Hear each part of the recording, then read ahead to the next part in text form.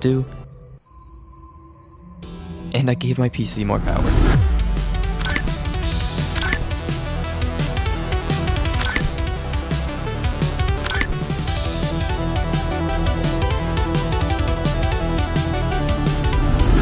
Okay, this should be enough. Okay, time to test. What's that sound?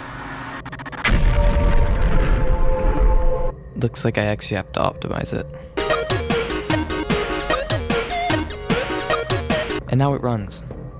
Slightly better. And yeah. The actual game that never really got an upgrade. That doesn't move. You do anything. Player. What? So I gave it some basic AI to make it walk towards the player. Why is it not working?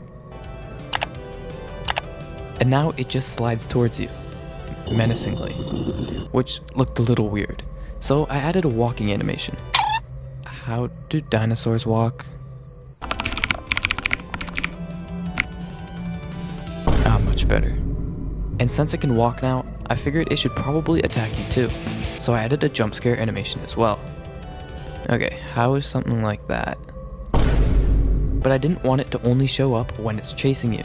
So I started adding some smaller moments, like it peeking around corners, or just standing there, which is somehow scarier.